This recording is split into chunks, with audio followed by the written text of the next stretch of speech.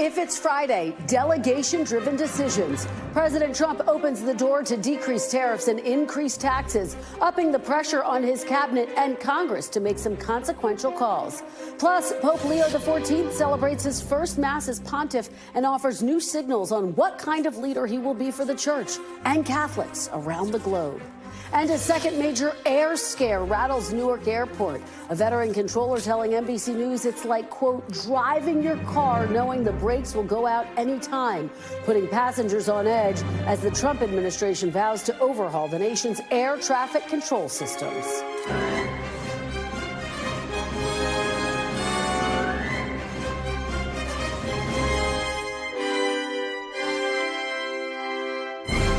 Welcome to Meet the Press Now. I'm Kristen Welker in Washington at the end of a very busy week in the nation's capital. We do begin with President Trump, who's been shifting his tone on some key decisions in his administration this week. Let's start on the economy. Ahead of key trade talks with China this weekend in Switzerland, President Trump made a social media post this morning floating a potential change in his administration's 145% tariff on Chinese goods, though leaving the details up to his Treasury Secretary. The president posting, quote, 80% tariff on China seems right, up to Scott B. That's, of course, a reference to Treasury Secretary Scott Bessent, who will be part of those talks in Switzerland. Now, while it's unclear what President Trump meant with that 80% number, it does come after President Trump said in the Oval Office Wednesday that he would not lower the 145% tariffs to help talks with China. China says in order to have substantive negotiations, you have to bring down your 145% tariffs. Are you open to pulling back your tariffs in order to get China to the negotiating table? No. Then there's Capitol Hill, where House Republican leaders are working to navigate internal differences to build a consensus on the president's sweeping tax and spending cut package. And now they are considering another suggestion from Mr. Trump that departs from longstanding Republican positions, raising taxes on higher income earners. My Capitol Hill colleagues report that President Trump privately urged Speaker Johnson on Wednesday to consider raising the top tax rate and closing the carried interest loophole as a way to help fund his wide-ranging agenda. And while NBC News reporting shows the idea came from the White House, the president wrote on social media this morning, quote, Republicans should probably not do it, but I'm okay if they do. This marks a notable shift for President Trump, who as recently as April appeared to dismiss the idea of raising taxes on high earners. Would you support a millionaire tax? I think it would be very disruptive because a lot of the millionaires would leave the country. You know, in the old days, they left states. They go from one state to the other. Now with transportation so quick and so easy, they leave countries. You'll lose a lot of money if you do that. That would, and other countries that have done it have lost a lot of people. They lose their wealthy people. That would be bad because the wealthy people pay the tax. Okay. We have been working against that idea. I'm not in favor of raising the tax rates because that's our party is the group that stands against that traditionally. I don't think we're raising taxes on anybody. What we're trying to do is prevent the largest tax increase in U.S. history. Now, in our sit-down last week, President Trump told me he didn't know if he had to uphold the constitutional right to due process for non-citizens and referred to Justice Department lawyers. He also deferred to his cabinet earlier this week when asked about sending migrants to Libya. Take a look. Are your administration sending migrants to Libya? I don't know. You'll have to ask Homeland Security, please. Let's bring in a couple of my NBC News colleagues with more on all of this. Yamiche Alcindor is outside the White House, and Melanie Zanona is at her post on Capitol Hill. Yamiche, let me start with you and this weekend's meeting in China. High stakes. President Trump posting that 80% tariffs seems right. What exactly did he mean by that, Yamiche, and what is at stake here with Treasury Secretary Scott Bessent meeting with his Chinese counterpart? Well, Kristen, it is a big question of what the president meant by that. He laid out a very firm number there at 80%, but also saying it's up to, quote, Scott B., which, of course, is Scott Bessent, the Treasury Secretary. So I think the president in some ways is trying to lay out an outline and hinting and signaling that he's willing to lower this 145% tariff, which is really, experts say, is a trade embargo right now on China. That being said, it's still very unclear what the president actually wants to see happen here when it comes to China, other than de-escalating, it seems, this trade war. The White House press secretary was asked about this. Take a listen to what she said just a few hours ago. The president still remains with his position that he is not going to unilaterally bring down tariffs on China. We need to see concessions from them as well. And as for the 80% number, that was a number the president threw out there, and we'll see what happens this weekend. And always in the effort of transparency, I'm sure you'll hear directly from the Treasury Secretary or the president after those negotiations conclude. So it's just a number that he's throwing out there. That's where we are in negotiations. It'll be very interesting to see what happens in Switzerland when U.S. officials and Chinese officials sit down for the first time ever to have real, actual trade negotiations since President Trump put in these new tariffs, Kristen. Yeah, Yamiche, the stakes could not be higher in Switzerland this weekend. I know you and the team will be tracking that incredibly closely. Let me ask you about another area that we've been following, of course, what President Trump has called his big, beautiful bill. And we have reporting that President Trump has raised the idea of increasing taxes on top earners, those making $2.5 million and more. What do you know about that, and where do those discussions stand? Well, this is really interesting. The president urged House Speaker Mike Johnson in this private call to raise the tax rate on highest earners, on wealthy people. But he's doing this because he's trying to find savings in this bill because he wants to do things like increase spending when it comes to immigration enforcement, defense spending. He also wants to extend those 2017 tax cuts that he did the first time he was in office. So it's really interesting to see how this happens. It seems like that's where the president is coming from when he says, well, we need to generate some money somewhere. So it'll be very interesting to see what happens. But as you can tell, the president is not shying away from inserting himself into this bill as lawmakers are trying to figure out what to do. Of course, next week, he's going to be in the Middle East traveling in his first major foreign trip as they're trying to write this bill. But I suspect, based on my sources, that the president will be not shy of calling in and weighing in as lawmakers try to put that together, Kristen. Yeah, and one of the big sticking points is what to do about entitlements. Medicaid in particular, there are concerns that Republicans are going to in some way slash or hamper Medicaid coverage as a part of this big, beautiful bill. President Trump telling me in our one-on-one interview last week that that's off the table for him. Is that still the case based on everything that you're hearing, talking to your sources there at the White House, Yamiche? Based on my sourcing, that what he told you is still holding. The problem with that, of course, is that Republicans, especially hardline Republicans, they're demanding some cuts. They're saying, look, these are entitlement programs where we found waste, fraud, and abuse. And they're saying, you have the Department of Government Efficiency that is looking at these entitlement programs and saying that they need to be changed.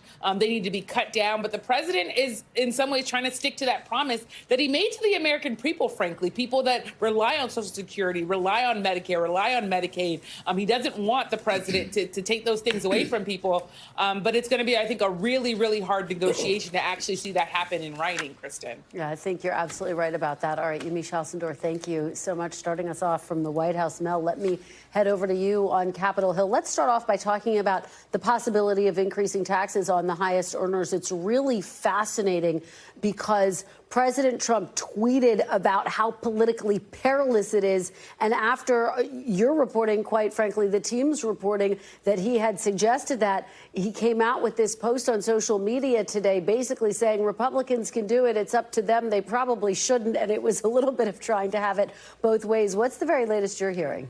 Well, perhaps the reason for that post this morning from Donald Trump is that he's been getting a lot of pushback since this reporting came out and since he pitched this idea to Mike Johnson in a phone call on Wednesday. Now, I will say that the leadership was entertaining this idea. They have been trying to figure out whether it's workable and whether the votes are there. And it makes sense in some ways for Republicans. It solves a lot of problems for them. It solves the math problem that they're facing. It also gives them a better message against the anticipated Democratic attacks. But over the last 48 hours or so, my colleague Julie Sirkin and I have learned that the votes just aren't there at this moment for a tax hike on the wealthy, something that really defies decades of traditional orthodoxy within the Republican Party. And it's not just Republicans on Capitol Hill who are pushing back. It's also some influential outside groups as well. I spoke to Grover Norquist. He's the president of Americans for Tax Reform. He said Trump called him up on Wednesday as well to get his input, and Grover Norquist laid out his case and his argument for why he thinks this is a bad idea. And Norquist at least walked away with the impression that Trump was receptive to that argument. Now, it's still a little unclear where Trump stands. He has had mixed signals on this. He said different things. That post you referenced this morning also was a bit ambiguous. But what is clear is that time is running out for Republicans to make these really big decisions. And the chairman of the Ways and Means Committee, which is that key tax writing committee, is meeting with Trump at the White House this afternoon. So perhaps we'll get some more clarity after that meeting. Yeah, I know we'll be drilling into our sources after that meeting. Let's talk about Medicaid, Mel, what I was talking about with Yamiche, because that's the other big part of this. And of course, there is that math problem that Republicans are contending with, the fact that they cannot reach the cuts that they want without touching entitlements or, of course, thinking about tweaking the tax code. So that's really where the tensions are. What are you hearing in terms of Medicaid and other entitlements? Yeah, this is the stickiest and most difficult issues that Republicans have to solve before they can pass this massive tax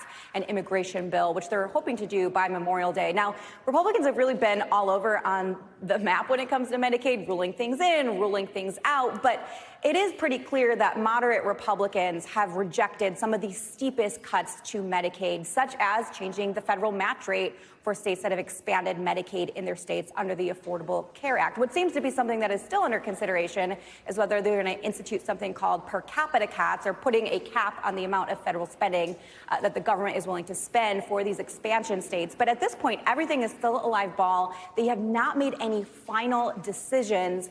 And this is something that could really trip up the whole process. Donald Trump says he doesn't want to see Medicaid cuts. These vulnerable Republicans who will determine whether the House is in Republican or Democratic hands in the next Congress don't want to see these Medicaid cuts, but they need to find these savings in order to keep these promises to the conservative hardliners who want to see steep spending cuts. So they might have to scale their tax package back. They might have to find savings elsewhere. All of it still up for negotiation right now, Kristen. Yeah, and 2026 looming very large, as you say, Mel, over all of it. Thank you so much. Really appreciate it. Hope you have a great weekend. Joining me now on set to discuss all of this is Kevin Fry, Washington correspondent for Spectrum News' New York One, Anthony Coley, Democratic strategist and an NBC News contributor, and Republican strategist Lance Trover. Thanks to all of you for being here. Kevin, let me start with you. Let's just talk big picture about what we're seeing from President Trump, his governing strategy right now. I want to turn back the clock a little bit, play you a question I asked him back in 2019,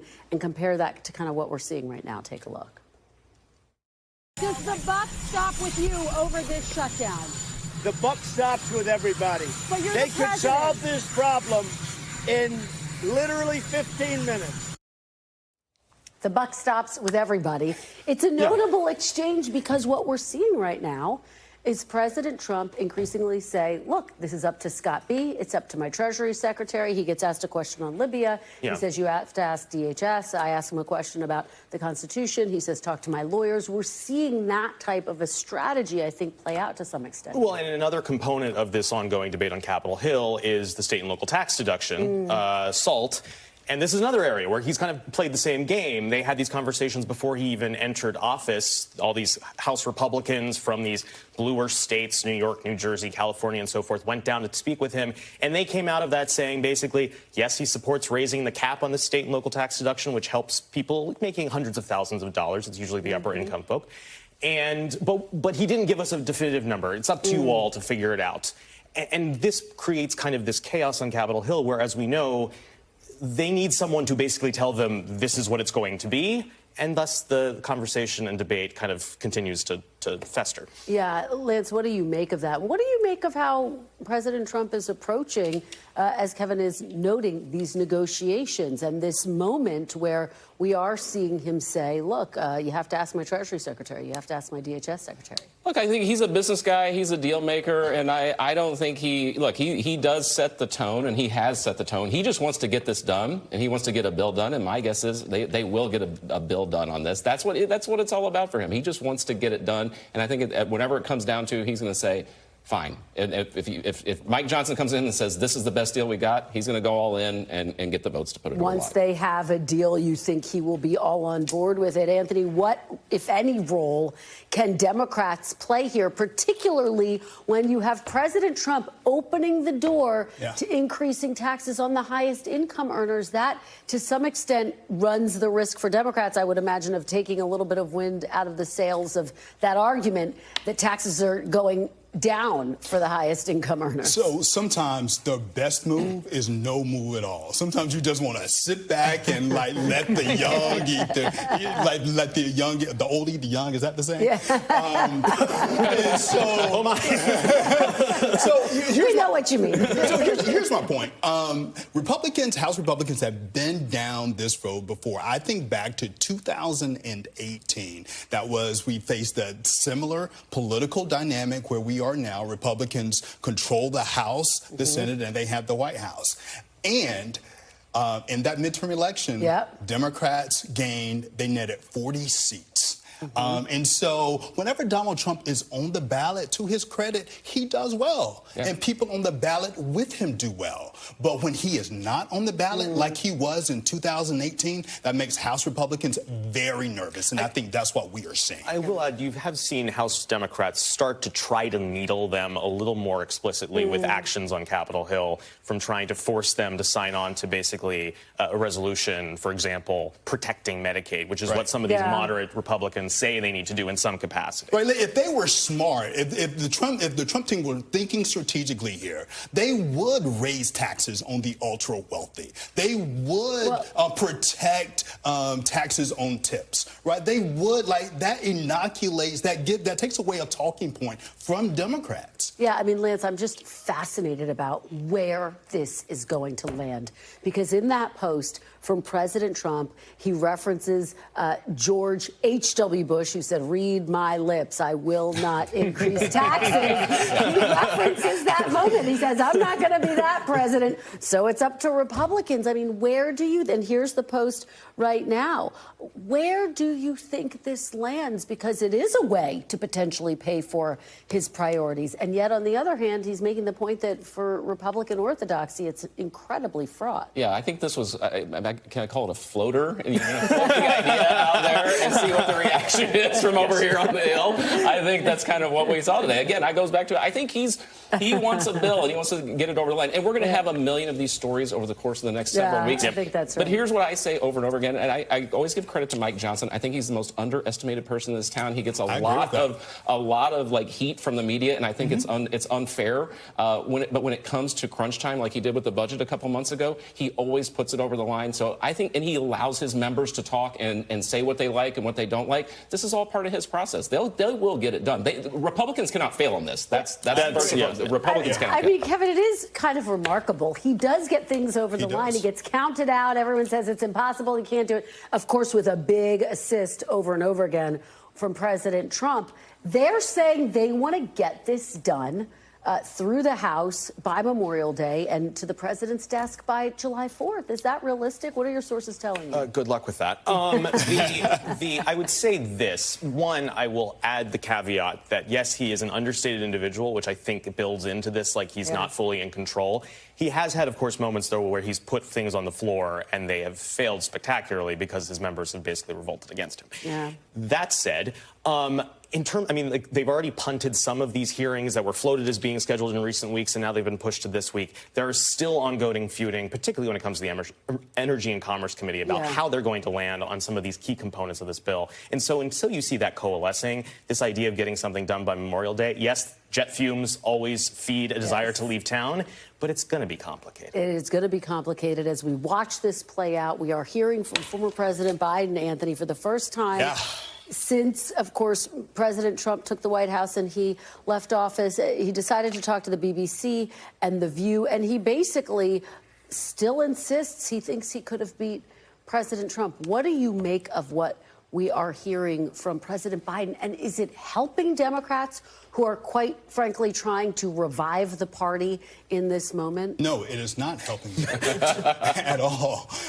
Democrats have a brand problem. Every time Joe Biden rears his head, it forces Democrats to fight an old fight. To your first question, I think Joe Biden right now is still coming to grips with his decision in the winter of 2022 to stand for re-election. This was right after the midterm elections when Democrats did better than many of us anticipated. It was after the disastrous withdrawal from Afghanistan, and his poll ratings never recovered from that. But if you fast forward to the winter of 2022, Kristen. That was the moment when he should have made a vow, stuck with his vow to voters, to be a transitional president. He did not do that. He gambled. He put his own ambition above what was best for his party and his country. And now we are all suffering from that selfish decision. Kevin, it's so fascinating because he got pressed on that decision. And he says things were just happening so quickly and we were having progress. And he argues in an interview this week, he wanted to see it through. How is that argument? I mean, we see how it's landing with Anthony, but how's it landing, broadly speaking, within the Democrats? I mean, I think there is just a general desire, as Anthony was just hitting at, to move on, to move past this chapter. I mean, there's already this ongoing infighting on Capitol Hill as to who is the leader and how are they holding the baton. The last thing they want is to look back and see Joe Biden hanging around in the back of the picture, kind of still part of this. And you have seen, obviously, plenty of 2028 potential contenders starting to make their little maneuvers as they try to carry the party forward. I'm not sure that having the ghost of Christmas past haunting is really what they're looking for. And Lance, speaking of trying to move on, when I sat down with President Trump, boy, he spent a lot of time talking about former President Biden, his old rival, who still seems to be his greatest foil. Well, I mean, as a Republican here at the table, I want more Joe Biden interviews. Right. You need one. Everybody needs one. I'm all for it. But this is my point. This is my point. This is not useful for the Democratic I couldn't have said it much better than you all, Joe. I mean, look, I don't know who's advising him. I think he has a lot of personal angst over things, and he feels he has to go out and do that. If you're the Republicans, it's great because, look, 96% of the people out there in these polls recently say, Donald Trump voters say they wouldn't have changed their votes, and you put Joe Biden back out there, it just reinforces, like, oh, yeah, I really didn't like the last 4 years, and that's good for Republicans. And some of this is a pre-buttal for these upcoming books. Yes, it's important to note that. books coming out that we will all look forward to reading. Thank you all. Fantastic conversation. Thank you. Hope you have a great weekend. Appreciate it. Coming up, Pope Leo XIV's message to the masses, the takeaways from the new pontiff's first homily, and what we know about his top priorities as Catholics, Americans, and world leaders react to his historic election. Plus, another outage at Newark Airport. We have new details on this morning's partial radar block as the federal government vows to get America's air traffic control system under control. Stay with us. You're watching Meet the Press now.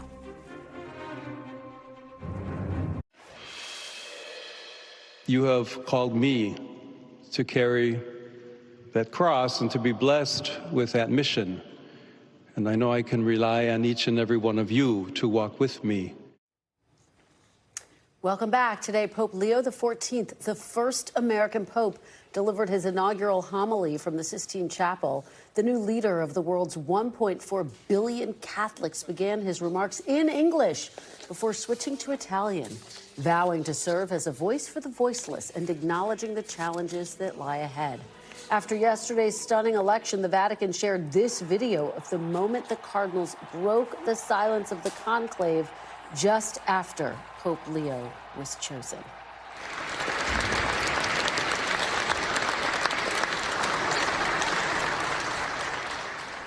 Just extraordinary to see that video there. We are learning more about the new Pope's positions, including his embrace of migrants and the poor, plus his background that will shape his priorities as the new leader of the Catholic Church. Joining me now from Villanova University, where Pope Leo attended as an undergrad, is NBC News correspondent Rahema Ellis. And from the Vatican, NBC News international correspondent Claudio Lavagna. Claudio, let me start with you. We heard a moment from his English portion of his homily. It was really remarkable to hear that. What more did you hear from Pope Leo this morning, and what does it indicate about what type of pope he will be?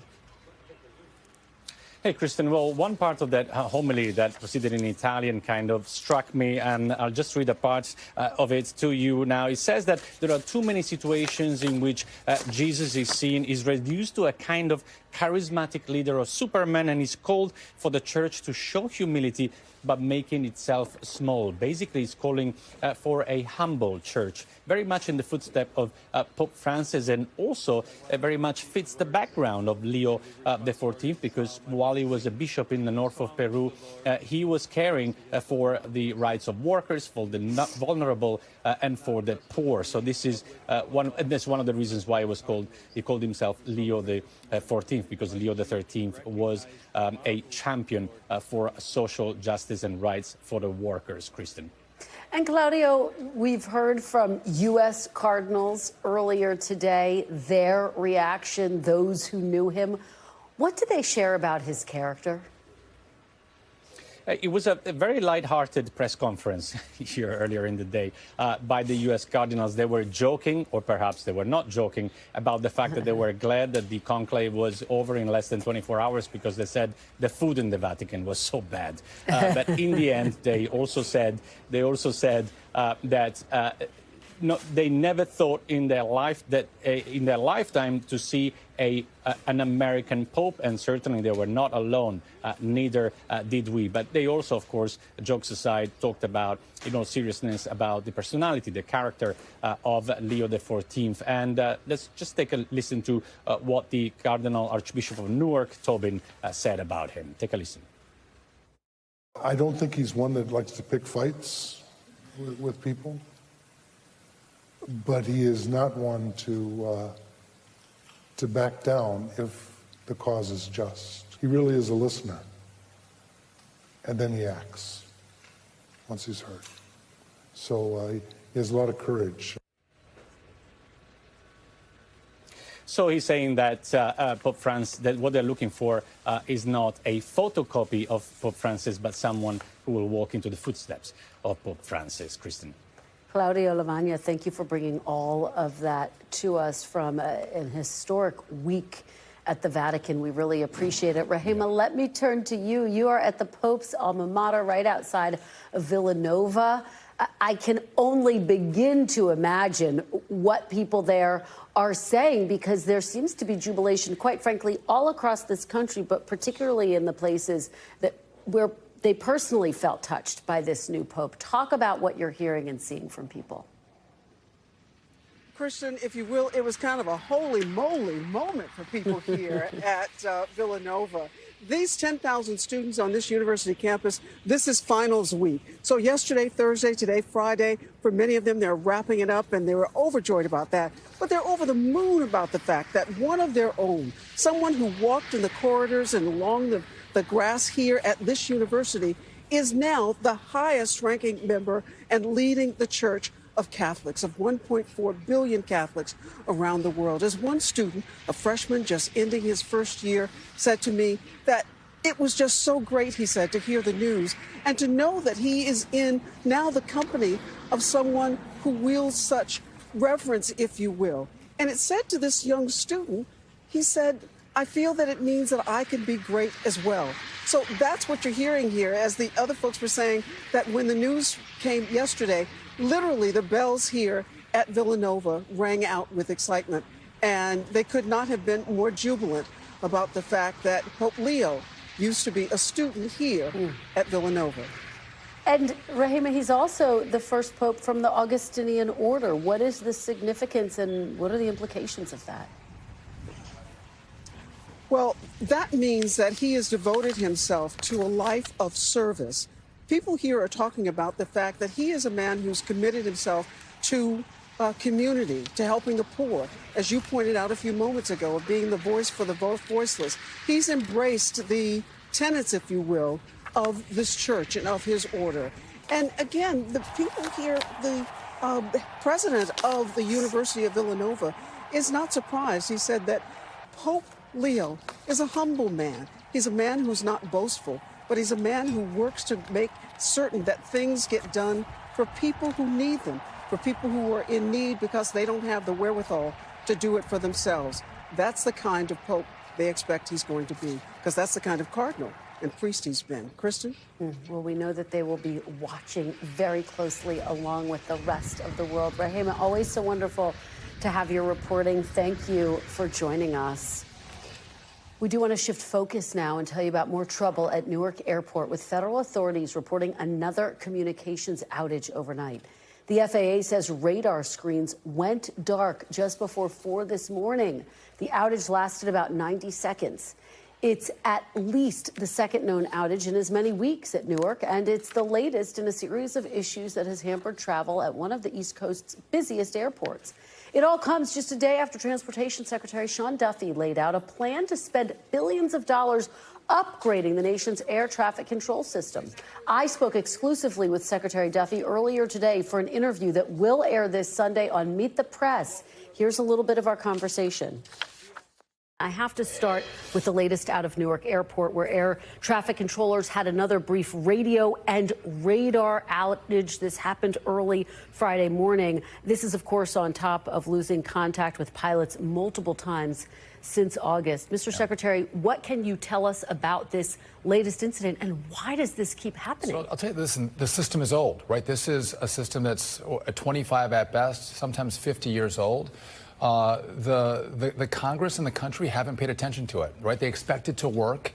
And so now I think the lights are blinking, the sirens are turning, and they're saying, listen, we have to fix this, because what you see in Newark is going to happen in other places across the country. It has to be fixed. And so what we're having is some telecom issues, but we're also having some glitches in our software. As the information comes in, it's overloading some of our lines, and the system goes down. So I'll just tell you specifically in Newark, we believe we're going to have it up and running in short order. We're going to be able to fix that glitch, and we feel a little more comfortable about our primary line that gets the data in on radar, and our redundant line is up and working as well.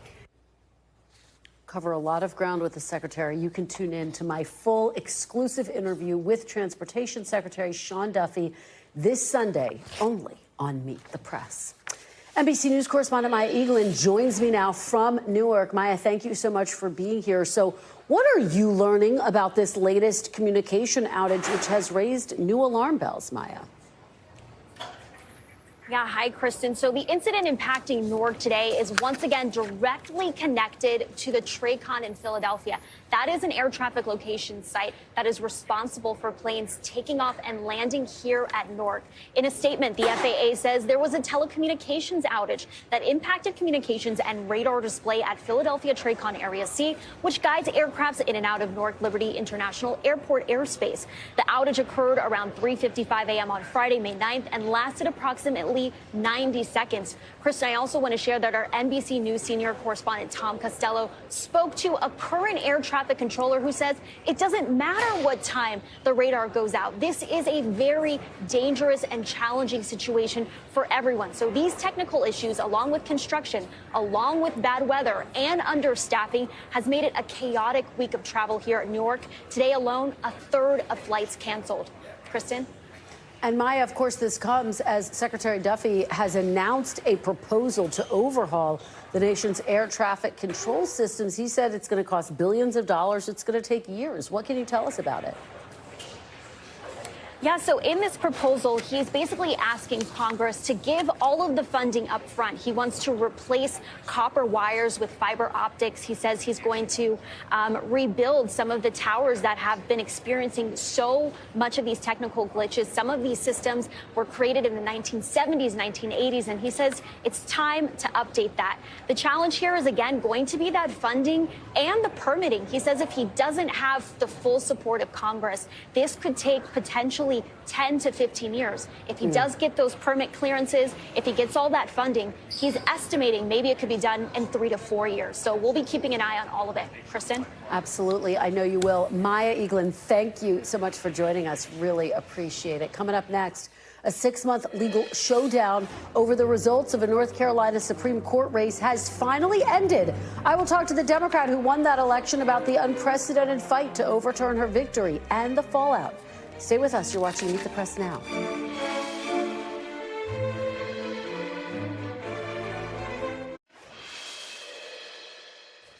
Welcome back. The final race of the 2024 election has finally been decided 6 months after the last ballot was cast. Republican Judge Jefferson Griffin has conceded to Justice Allison Riggs in a long-fought fight over a seat on North Carolina's Supreme Court. A full machine recount and partial hand recount show Riggs, who was appointed to the Supreme Court in 2023, winning by just 734 votes out of more than 5.5 million ballots cast. But Griffin had argued that more than 65,000 of the ballots cast should be thrown out because of eligibility issues. But a federal judge who had been appointed by Donald Trump ordered the results showing Riggs winning to be certified. Justice Allison Riggs joins me now. Thank you for joining me. I really appreciate it.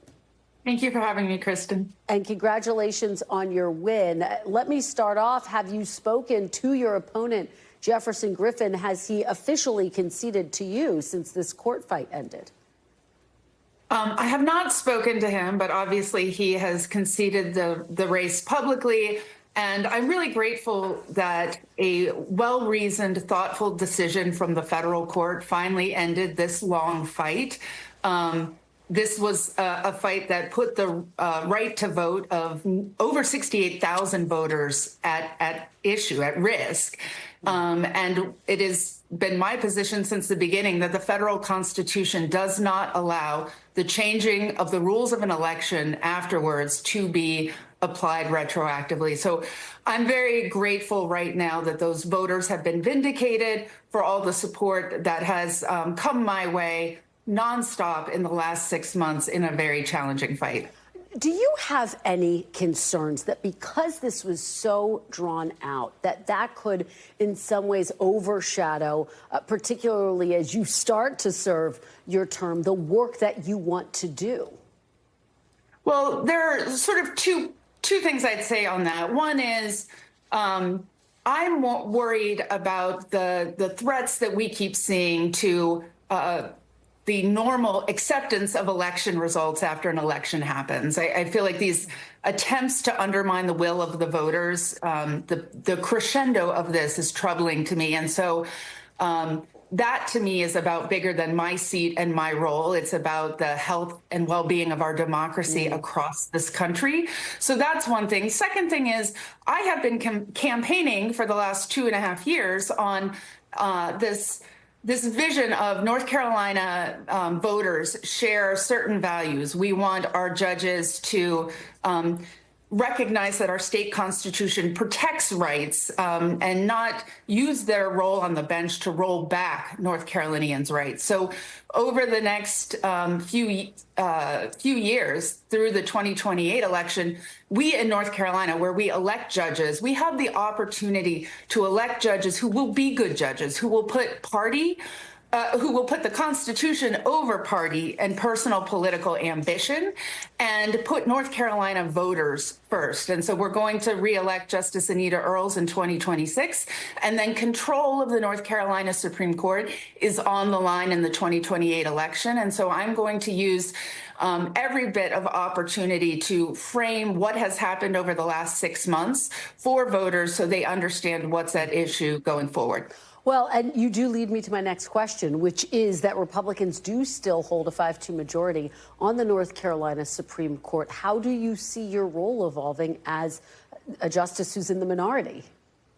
Yeah, I mean, it's being a judge is about putting aside your personal feelings and working with your colleagues because it's a group decision-making structure. I come from a very politically diverse family, and so my Thanksgiving dinner table has been good training for the work that I have to do. But my job is to serve the people of North Carolina, and to elevate the Constitution and the rule of law above all else.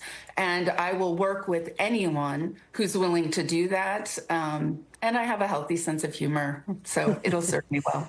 You're one of many families all across this country that has very interesting Thanksgiving dinners. Let me ask you, we are witnessing really this sort of extraordinary standoff between the Trump administration and the courts on a range of different issues.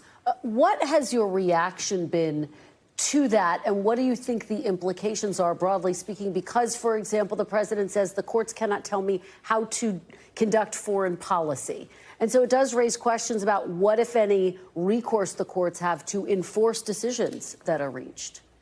Now, we need an independent judiciary, whether it's a federal judiciary or our state judiciaries. And it means different things in the federal courts than it does in the state courts. But I think Chief Justice Roberts' comments this week and in recent times have been important, that our country works best, our rights get best protected when we have three independent branches of government who understand that their job is to provide checks and balances, to restrict the excesses of any other branch of government. And so I think that what we have to keep doing is leading by example, focusing on people first and the Constitution and the rule of law, and understand that when you have three different branches of government, there will always be some tensions.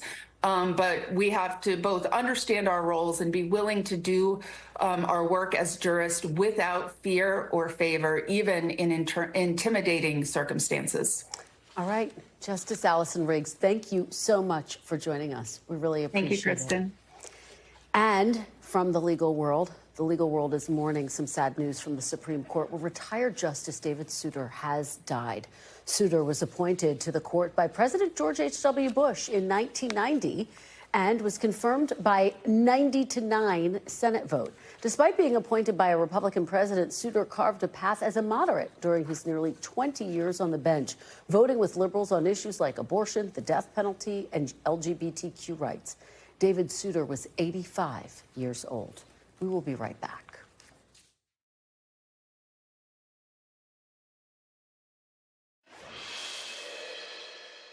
Welcome back. Russian President Vladimir Putin presided over a Victory Day celebration in Moscow today, commemorating 80 years since the defeat over Nazi Germany in World War II.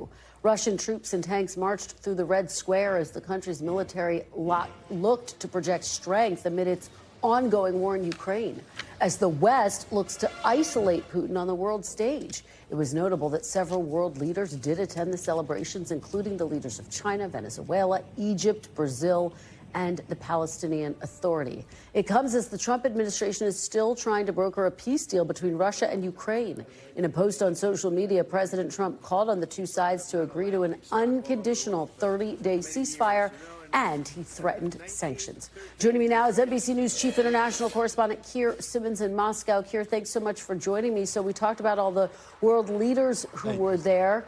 Hi there. Despite Russia still being immersed in this war in Ukraine, how much did the war loom over this parade today? And was the war part of the discussions behind the scenes? It loomed over it for sure, and yes, it absolutely was, certainly amongst some of the leaders who were here. There are moments, aren't there, Kristen, when optics and politics collide, and that's certainly the case here. I think there's been growing frustration in the Trump administration over the lack of compromise by the Russians. And what you saw here was a display of saber-rattling, you could say, determination, others might say. And you point out that world leaders were here. We spoke to the Belarusian president, Lukashenko, for example. As you might expect, he was very supportive of President Putin and said Putin owes no one anything. On the other hand, we spoke to Brazilian President Lula, and he says that the reason he is here is because it's right to talk, to try to achieve a compromise, to try to achieve peace. Take a listen. The United States has to be the country that thinks how to put peace here in order. And so I think Trump acted correctly to try to convince Putin that peace is a way to follow, a road to follow. So you'll tell President Putin that he should agree to a 30-day ceasefire when you see him? I'll say even more.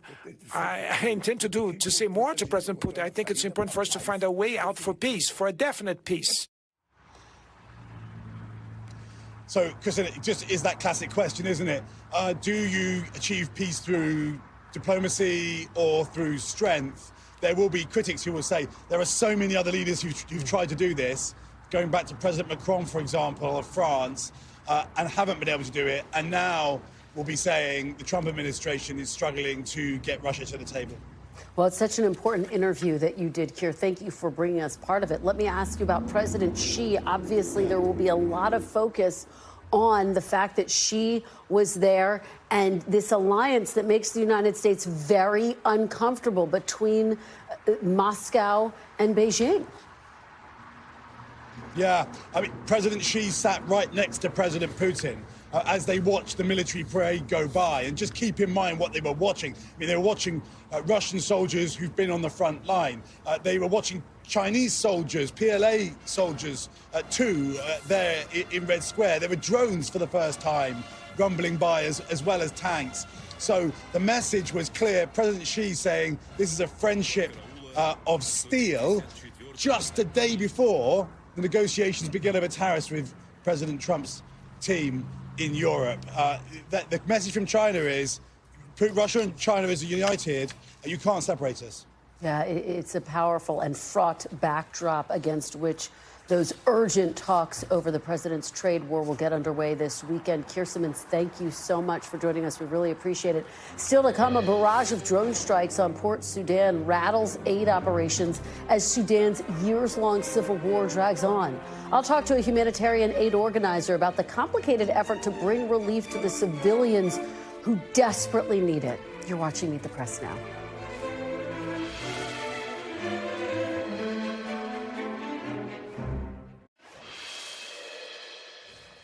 Welcome back. It's been more than 2 years since the civil war erupted in Sudan, killing tens of thousands of civilians and forcing more than 12 million people to flee their homes, according to UN estimates. And the violence has been escalating sharply this past month, with Port Sudan, which had been a safe haven for many fleeing the war, coming under attack. Earlier this week, thick smoke could be seen billowing after the city came under drone attack by the paramilitary Rapid Support Forces. The days-long attack targeted the country's oil terminals and electricity station, causing significant damage to the country's main gateway for foreign aid. Joining me now is Steve Dorsey, spokesperson for the International Committee of the Red Cross. Thank you so much for joining me, Steve. So let's break this down. What impact is the strike on Port Sudan having on your operations in Sudan and ability to help people? Kristen, this is a really worrying situation on the ground with our teams there. Of course, we're concerned about their safety, but we're also concerned about the safety and lives of civilians. You mentioned this is a safe haven. Port Sudan has largely been spared from direct hostilities in the more than 2 years since this conflict has been going on. But it's also an essential entry point for humanitarian aid at the port and also at the airport, where aid has been caught in suspended flights. Most importantly, though, it's really what's left of a nearly collapsed healthcare system. 80% of the entire country's healthcare facilities are no longer operational, and lots of folks have fled into Port Sudan to get the kind of care that they can scrounge up. Well, and as we're saying, this has been a safe haven for people. So where can people go now for a safe haven to try to escape this violence? Well, that's the concern for us. We've been communicating why we're so concerned about protecting civilians with all sides of this conflict. Certainly, they have been fleeing not only Sudan, but throughout the area. They've been entering into South Sudan, into Ethiopia, Chad, Central African Republic, Egypt. This has real risks of intensifying and already exacerbating one of the world's enormous crises that is unfolding before our eyes right now. And we're talking about how the impact of these latest attacks might impact the people on the ground. Talk broadly, if you would, Steve, about the humanitarian situation in Sudan. How dire and desperate are the people there for help? The UN estimates some 30 million people are in need of aid. For perspective, that's more than the entire population of Australia. So this is enormous. They're facing issues with sanitation, healthcare, sexual violence, looting, and threats at healthcare facilities, cholera, you name it, they're enduring it, not only in the cities where street fighting has been waged, but also in these massive camps where sometimes up to 500,000 people are struggling to survive and cling to whatever food aid groups can manage to provide them. And I guess the question is, there has been so much focus, of course, on trying to end the wars in Ukraine and the Middle East. Has the United States made an effort to try to end this civil war in Sudan, which is impacting so many people? Listen, we're always optimistic, Kristen, about the promise of diplomatic and political talks. Our focus is on humanitarian action. And we hope that the international community will address this, send the aid to the people that need it, and find at least protection for corridors for civilians and humanitarian aid workers, but also perhaps a ceasefire to end this suffering. And of course, as has been widely reported, the Trump administration has made significant cuts to USAID, to aid organizations. How is that impacting the ability to help people on the ground there? Inside the United States, we've long enjoyed, Kristen, bipartisan support from Democrats and Republicans. This is something we continue to message, that our aid, which is frontline aid, if we're in your country, it is an emergency. It's a crisis. We're in the areas of the world where a few other aid operators can exist. Our aid's effective, and that's the message that we've been trying to pass on to legislators, lawmakers, and policymakers here in the U.S. All right, Steve Dorsey, thank you so much for joining us with such critical information. We really appreciate it. Thank you. And we will be back Monday with more Meet the Press Now. And if it's Sunday, it's Meet the Press on your local NBC News station. I'll have exclusive interviews with Secretary Sean Duffy and Senators John Barrasso and Amy Klobuchar. You don't want to miss it. The news continues with Tom Costello in for Hallie Jackson right now. Thanks for watching. Stay updated about breaking news and top stories on the NBC News app or follow us on social media.